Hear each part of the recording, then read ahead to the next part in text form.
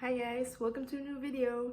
In today's video we are going to be preserving our red beet harvest from our garden. So I just harvested 3 more red beets from our garden, and then we also have the big harvest from last week.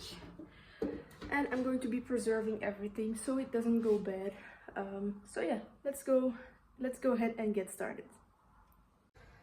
So this is how the beets come out of the garden. Now of course it's fresh produce, so there are some insects on there. What I'm gonna do is cut off the roots, cut off the greens, so that I'm left with these. And then I'm gonna go ahead and boil these beets, because I read that if you boil these, the skin actually comes off, and then you can chop them and preserve them however you like. So let's go ahead and get these cleaned up first. I just got all of my red beets washed. As you can see, there's some dirt in the sink. These tops are gonna go to our chickens. They will enjoy those a lot more than we will. And now I'm gonna be putting my red beets into some boiling water. My water is just gonna come to a boil right now. And then you're supposed to leave them in until the skin loosens. After that you transfer your beets to an ice bath, and then supposedly they are ready for cutting, and in my case freezing. You can also can them after that, but supposedly this is the easiest way to peel red beets. So we're gonna find out together if it works. The red beets are in. Now it's only gonna take a few seconds for the water to turn completely red, but that's absolutely normal.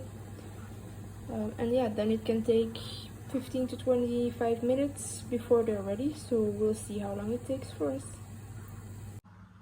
In the meantime, while I'm waiting, I think I'm gonna go ahead and make a dessert, because we had a party yesterday and we have some ingredients left for dessert. I don't know exactly how much, but we'll see. I have some mascarpone. So yeah, I'm gonna decide what I'm gonna make with this, and I'm gonna whip something up. Alright, so far I took out the mascarpone and some powdered sugar. I think usually you want to add something a little bit sour with mascarpone if you make a dessert, so I'm thinking maybe some Greek yogurt. And I thought I harvested some raspberries in the garden. Maybe I can add that. Yeah, let's see if we whip this up, what that will give us. Oh yeah, also I'm not using any measurements. I'm just gonna throw a bunch of things together and hope it turns out okay. We only have a little bit of mascarpone left, if I manage to open this box. This pot is, let me check, is it not gonna say how much? Oh, there, 500 grams. I want to say this is approximately 150 to 200 grams. Maybe 2 tablespoons, 2 large tablespoons. So I'm gonna start with this, add maybe 1 tablespoon of Greek yogurt and just a sprinkle of sugar. We'll see what it gives. Meanwhile, our beets are just boiling away. The skins are not separating just yet. But I did go ahead and put the small beets on the top, because I'm expecting those to obviously cook faster than the big ones. I have a really tiny one, it's down there. Nope, I don't have it. Yes, now I have it. You see here, here the skin is already separating, so I'm gonna take this one out already. Put it in the ice water. There we go.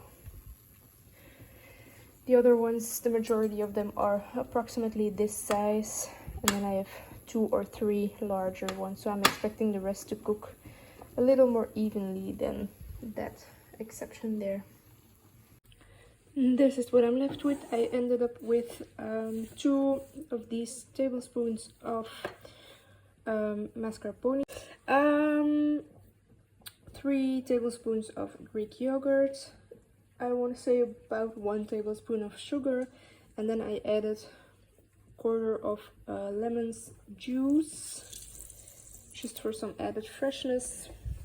And this is now done, so I'm gonna put this into serving bowls, top it with some berries, and then it's done already. Super simple, really tasty. And we filled our time while these red beets were boiling. Now I want to say these are going to be pretty much done soon, so I think I'm just gonna serve up my dessert, and then I'm gonna take out the small beets already. Desserts are ready. Now I'm gonna be taking out the smaller beets.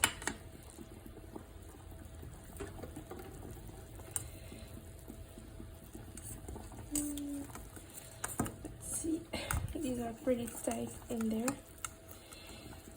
This one's probably good, I think, I hope.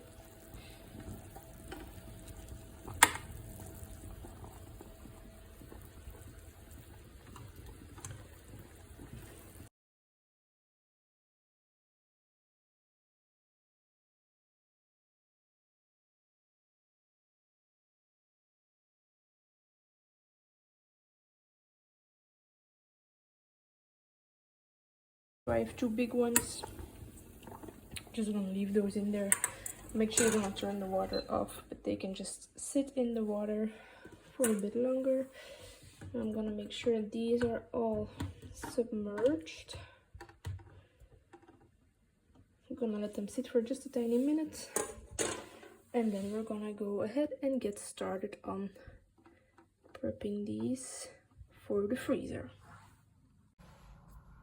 I went ahead and I prepped my freezer baggies so that the marker can dry, and then we're gonna go ahead and get started. Now it's important when you do this that you wear dark clothes, because red beets stain and the stains do not go out of your clothes. So wear something dark that you don't see a red stain on. So after boiling these, the skin just literally, I don't know if you can see that, but I'm just going over it with my finger, and the skin separates, so that's perfect. It's what we want. So I'm gonna go ahead first and peel all of these, I think, and then I'm gonna chop them all at once as well.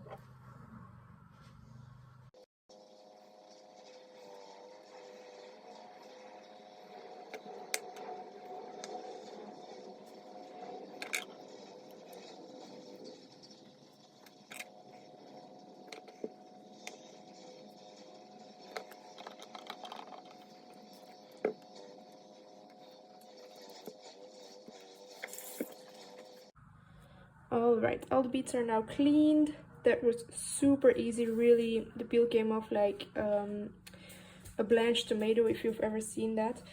Now I wanted to show you why I chose these beets to plant. These are the Chioggia red beets, and they have like this beautiful pattern on the inside. You see they have like the white and red rings. As I'm going to be cutting into them, it's going to be more obvious, I'm sure. Look, here you can kind of see it. So these are some beautiful beets. Now I have decided for us, in the way we like to use it, which is when we eat it, we like to bake it in the oven. I think the easiest way for me to preserve it is just to go ahead and pre-chop them, put them in some freezer baggies, and just freeze them. I think that's going to be the easiest way. Now I don't have that many, and the ones that I do have are pretty small, and that I think is caused by the green stalks. I think my green stalks are the cause that my, well, most of the vegetables that I grew in there are actually pretty small. Only the salads and the radishes are doing really great, but everything else is pretty small. So I think next year I'm gonna go ahead and just put these into my in-ground garden again. But yeah, for this year, this is what I have to do. This is what I have, and this is what we'll have to do. I have a few, I think 3 more red beets, but those are like super tiny. They're not even close to being ready. So yeah, for now, this is what I'm going to be preserving. So I took out 4 baggies. I'm going to cut these beets up and just divide them over 4 portions. This is what we're left with. We have 4 baggies. Usually when we roast this in the oven, we add some carrots as well. So yeah, this will be for 4 dinners combined with carrots. So yeah, it's not much this year. Last year I had a much larger harvest, but you gotta be happy with what you have. And I'm pretty happy with what we accomplished today. So we got our red beets preserved, our beautiful Chioggia beets. Look at those lines. I will definitely grow these again. I actually really like the variety. And then our desserts are done as well. With that, I'm gonna end the video. I hope you enjoyed, and hopefully I'll see you next time. Bye guys!